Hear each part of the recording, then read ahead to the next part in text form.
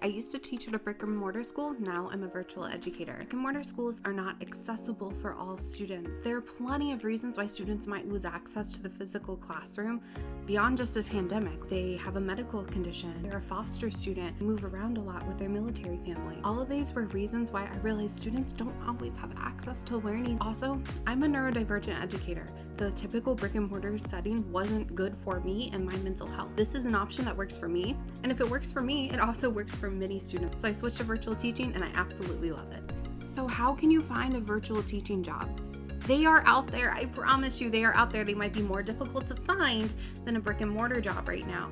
However, they're out there in every single state. We just have to know where to look. Here are some websites of places that are hiring. Personally, I work for Stride Inc. Great company. I highly recommend. And it works for me. Now here are some search engines that you might want to check out as well that also provide some services and might help you out. But between all of those, you'll find something. Just don't be afraid to look.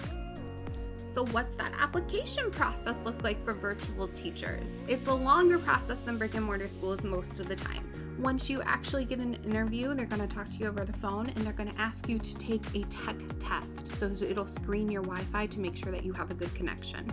From there, they will probably ask you to teach a lesson to a class. I mean, I know there aren't going to be students on the other side, but you're going to hold a Zoom session and teach a basic lesson. They let you pick what you want, and they will watch how you teach and see if they like what they see. From there, you'll get another call from a specific school. So if I work for Stride, and there are many, many schools throughout the country that they apply with. So I applied for Stride, and then I go into the pool of candidates. The schools can look over people in the pool, and then they'll give you a call if they're interested. And then from there, it's just a regular interview process, but it all happens over Zoom. Many teachers are concerned about teaching virtually because they think that they're going to lose their benefits, like their insurance, 401k, all of that stuff. And some positions do have a 1099 form, which means that they pay you as more of a contractor, and you just have to consider that when you are applying for jobs and asking for salary negotiations. However, I work at a school that is completely virtual. They offer 401k, they offer benefits, and I can even insure my partner. How much do virtual teachers make? Ooh. In my current position, I am paid just a little bit less than I was at a brick-and-mortar school, but it's not that much less at all. And in fact, the price of gas that I spent going to work every day more than covers the difference here. So I get to work at home and in my own environment, wearing whatever I want, and it's just a lot less stressful. For me, the biggest difference between teaching in person and what I do now virtually is how I feel at the end of the day. When I was at a brick-and-mortar school, at the end of the day, I was exhausted. I was mentally drained. I couldn't just turn it off and walk away. And at a virtual school, I can now close my computer at 4 o'clock and I'm home in my own space and I'm not overwhelmed.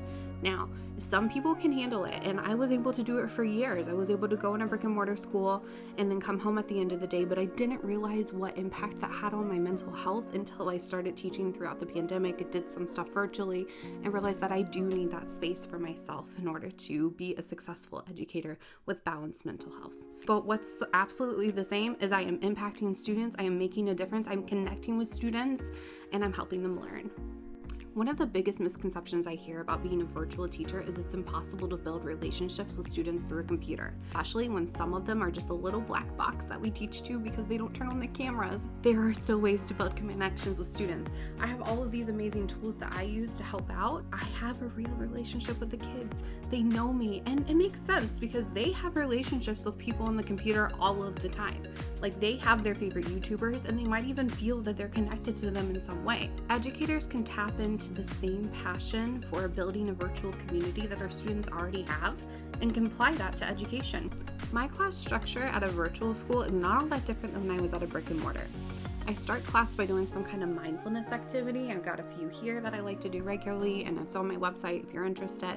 And then I teach the lesson. I try not to speak for more than 5 to 7 minutes on a lecture, but I often record myself teaching in advance so students have access to be able to watch that over and over at their own rates, or maybe they weren't able to be in the physical classroom or virtual classroom and we're able to see the lesson then as well. And then I have students interact with the learning in some way, do some kind of activity, game, whatever, so they are interacting with their learning. And we end with an assessment at the end of the lesson there to check for understanding, see how they're doing. And then I put my students in individual breakout rooms for the remainder of class where they can work on any assignment that they might need help with for any class. I'm there as a resource if they need me.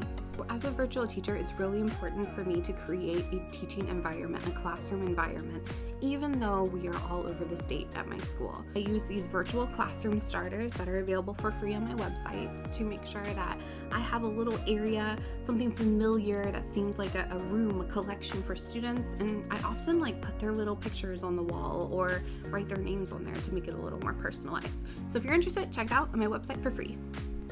One of my favorite things about teaching virtually is I teach at a school where I have students from all over the state, and I have a pretty diverse state, in terms of geography. So I'll start class and be like, hey, what's the weather like where you are? And we have all these different weather reports from all over the state. My students are able to connect and understand diversity in a different way, and learn about each other's world. And I really love seeing that. I love being a virtual educator, but there are some parts that are more difficult. One of the more unfortunate parts about virtual education is there are parents or guardians out there who sign their students up for virtual school with no intention of actually making sure they follow through. They're just tired of getting calls from their brick-and-mortar school, so they sign them up for virtual, hoping that would get the state off of their backs. And that happens sometimes. Unfortunately, it's definitely not this case for everybody. I have some very involved parents and learning coaches, but that's the hardest part for me, trying to connect with students who just aren't there. And I also have a problem where students will log into class and physically be there, but they're not behind the computer. They just log into class, turn off their microphone, turn off their camera, and walk away. And I don't know if they're actually there or not. So that's definitely my least favorite part. I wish I could change that, but unfortunately, you're always going to have students that you're unable to reach with education, and it's a heartbreaking part of it. Who actually benefits from virtual education? Everyone benefits. Students have many circumstances that might make it difficult to be in the physical classroom, like physical disabilities, health concerns. Maybe they just went away for a long weekend to visit their grandmother who wasn't feeling good, and then they had to mix school the next day. A student athlete that had to stay up really late for a game.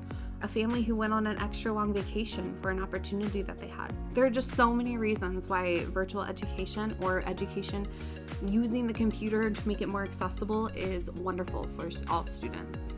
A lot of folks push back on virtual education because they say it's not accessible for all students. But really, there are more and more accessible needs that are met at a virtual school than at many brick and mortars. Now, at my virtual school, we provide students with a laptop, a Wi-Fi connection or MiFi to make sure that they are connected online. They also sometimes get a double monitor if that's appropriate for their accommodations. They get a pen and a drawing pad, a printer if that works for them, and they have access to all of these things, and they can be repaired at any time, so there's no reason that they can't learn anytime, any place that is best for them. So what do my student expectations look like in my virtual classroom? My school students are not required to turn on their cameras, and they're not required to turn on their microphones, but they should be interacting with the learning in some way. We have a few ways we do that. They can talk to me in the chat, which is the most common. I talk to the kids in the chat all the time. Or we have polls that I put up, I could ask them a question, I throw a poll on the screen and it'll let them answer, so I'm able to see who's paying attention that way. And then we play games and things throughout the week, so when they are in the content, they'll have to sign in, I'll see their name, and I know that they're participating. For me, as an educator, as a teacher, as a neurodivergent teacher, yeah, I prefer virtual education. I think it works better for me and the particular population that I teach. And remember, special education populations are increasing in virtual schools by about 33% from the previous year. And for me, I absolutely love it. For some students, it works much better for them, but that's not true for everybody, and that's okay. I'm just so glad that there are options. Did you know that everyone benefits from having virtual education as an option? Everyone, including brick and mortar schools, because there are students that sometimes we just can't serve in the building, and they learn better on their own, at their own pace, in their own environments. And when a school provides that resource for those families, for those students, oh my goodness, we are now accessing students' education in ways that we never were able to before. We are making sure that those students don't fall through the gaps who weren't successful at a brick and mortar. Now, does this capture every single student? No, but it catches some of them. It makes some kids graduate who wouldn't otherwise graduate. I think that's a beautiful thing.